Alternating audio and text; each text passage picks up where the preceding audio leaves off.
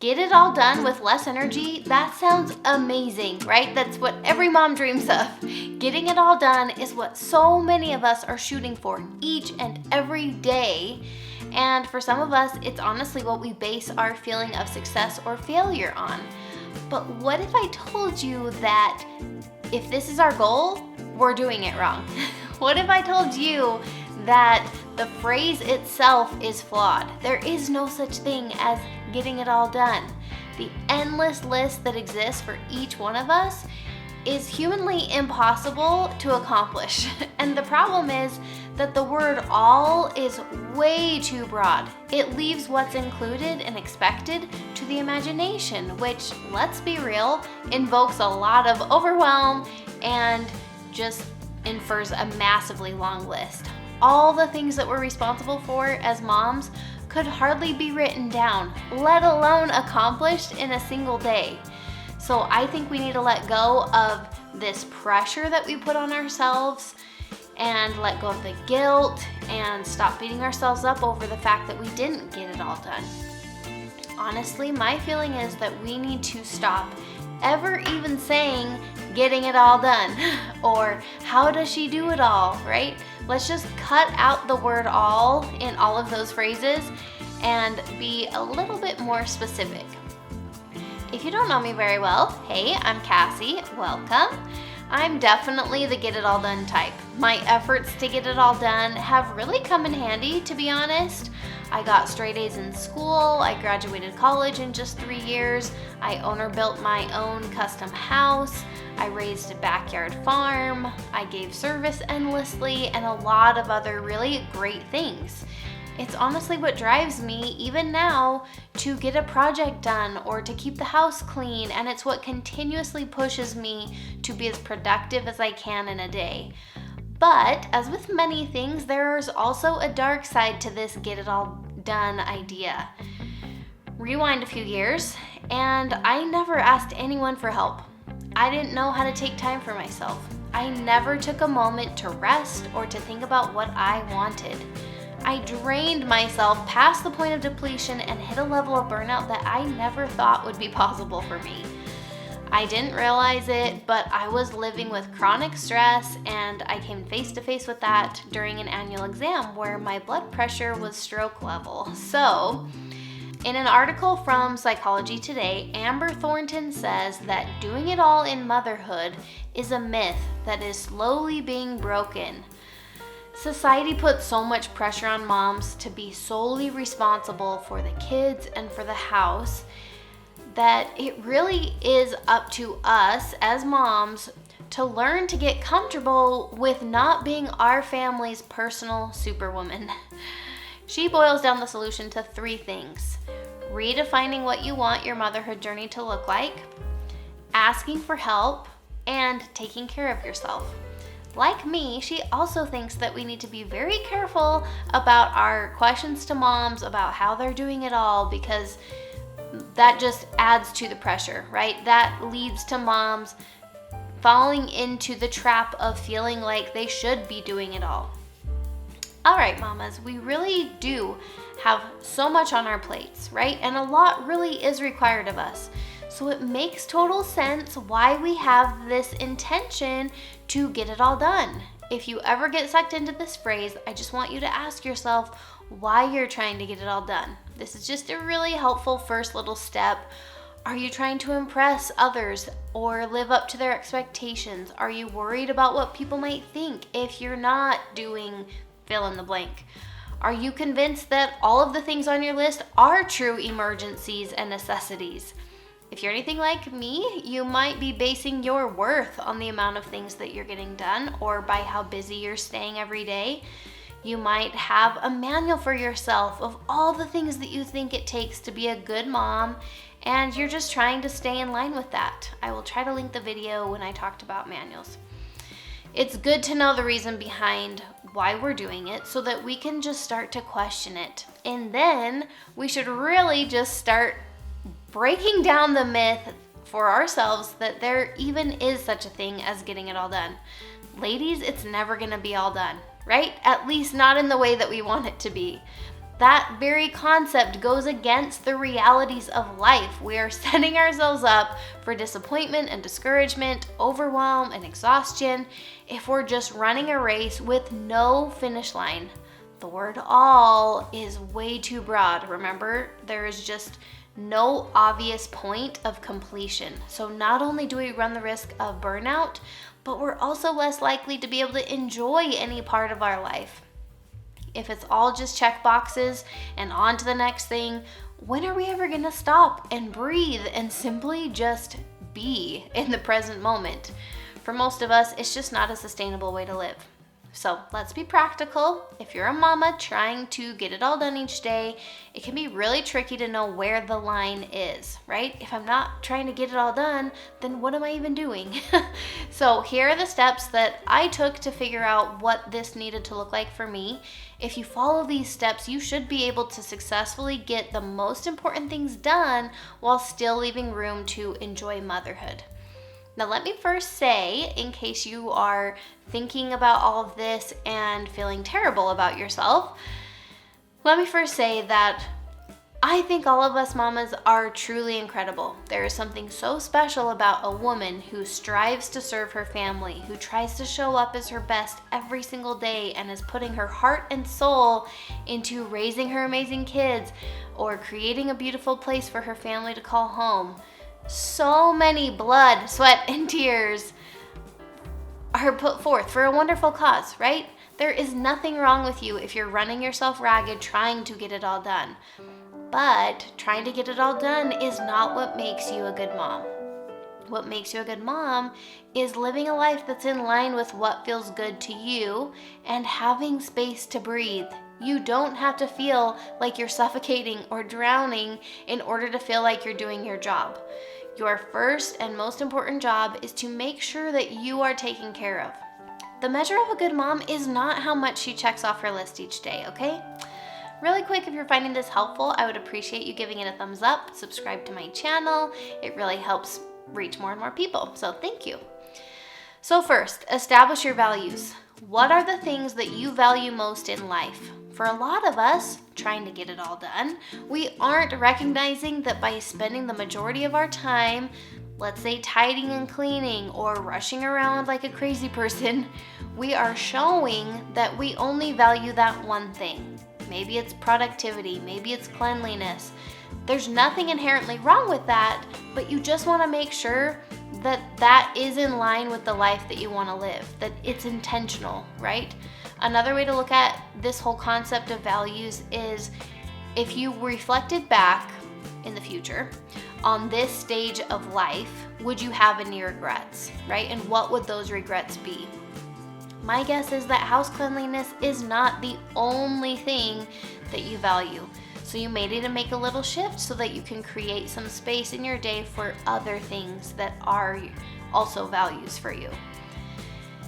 It's really easy to get swallowed up in all of the to-dos of homemaking and mothering. Those tasks very easily will dominate every single minute of our time. The key is to acknowledge the most important things to you so that you can make sure to build each one of those into your days and weeks.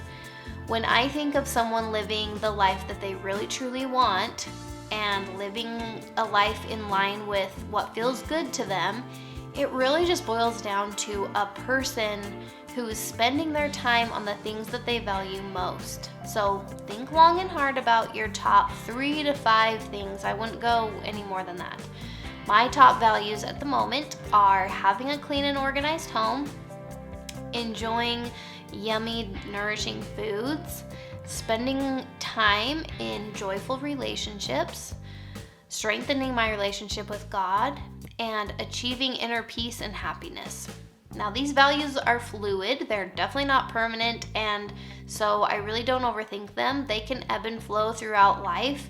Every season of life is a little bit different, and that is healthy in my opinion. And that's even more reason to put our time where our values currently are at the moment, right? So from your values, you want to build a simple, sustainable routine for yourself. Little achievable habits are the bread and butter for consistent success. The best way I can explain this is probably to just take you through all of those values of mine that I listed and walk you through those routines that I've established for myself. So for my clean and organized home value, I do laundry every single morning, just one load, Monday through Friday. I meal plan on Sunday and grocery shop on Monday. I unload the dishwasher every morning and I put my kitchen to bed every night.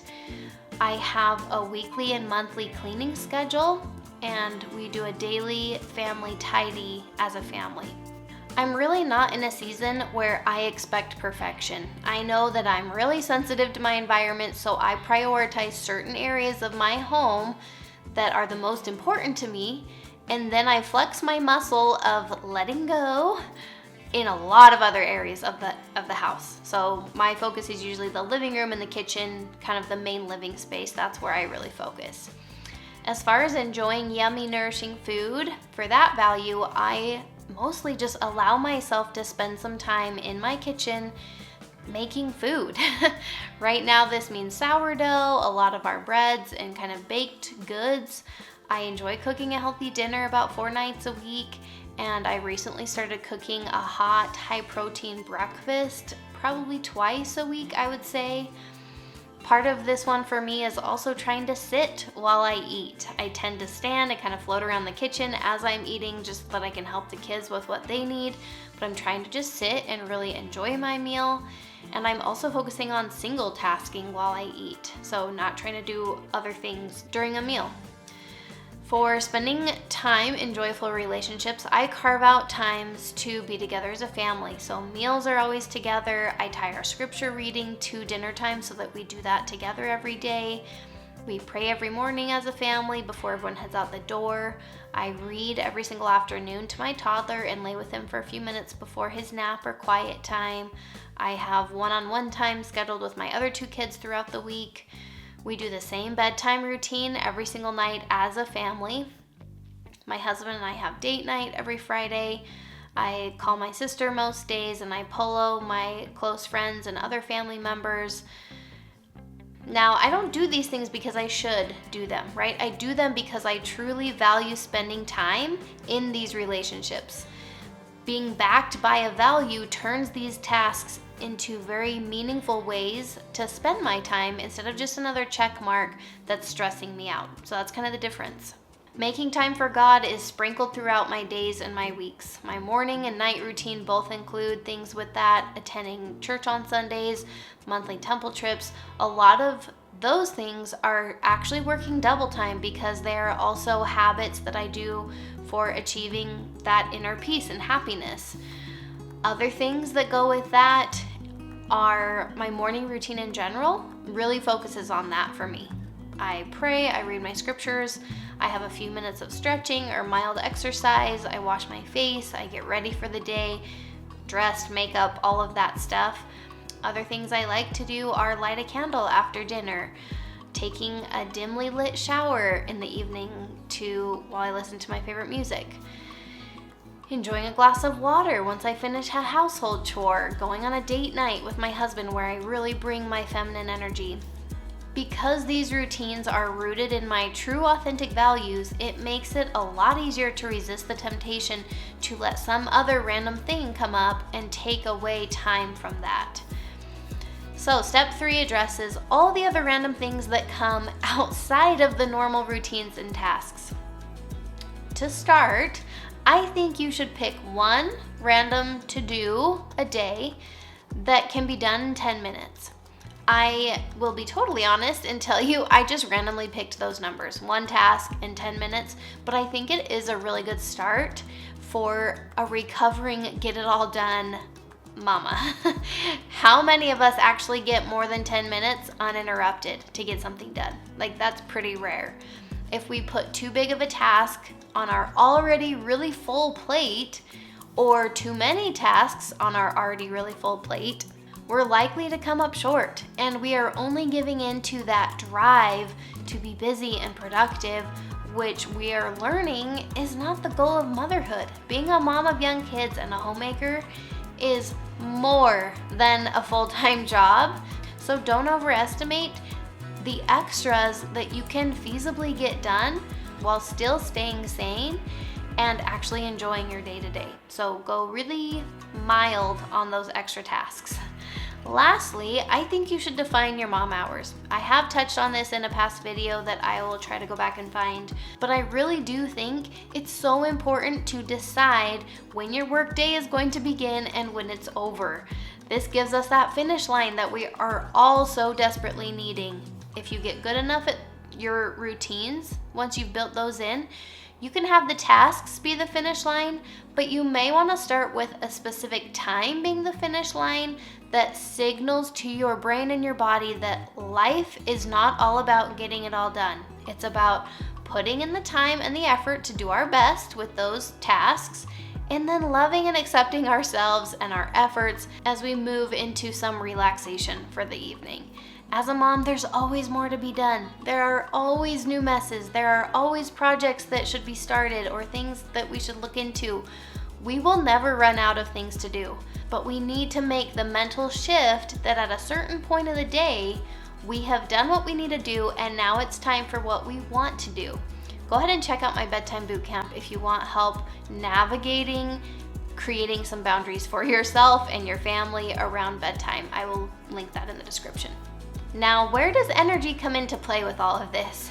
You may be watching this video because you actually do want to keep trying to get it all done with less energy. So if that's the case, the same steps apply. If you're not convinced in scaling things back or lessening the load, defining your values and letting those guide some routines, all will help you save so much energy, I can't even tell you. They will free up even more time for you to get even more done. And even having a stopping point at the end of each day will also increase your productivity and energy as well.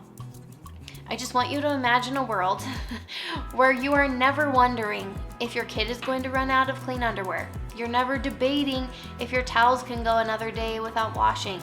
You're not dreading that huge pile of dishes left from yesterday. The small daily commitments that make up your household systems save you so much time and headache because you know that it's all covered and when you're going to do it. All right, beautiful mamas, I hope this helps get the ball rolling for you. There is another way to live that is not defined by stress and to-dos. If you still have questions or run into some snags, I totally understand. I would love to coach you through that in a free 30-minute coaching call with me. I will put the link in the description. You truly are doing amazing, and I will see you very soon.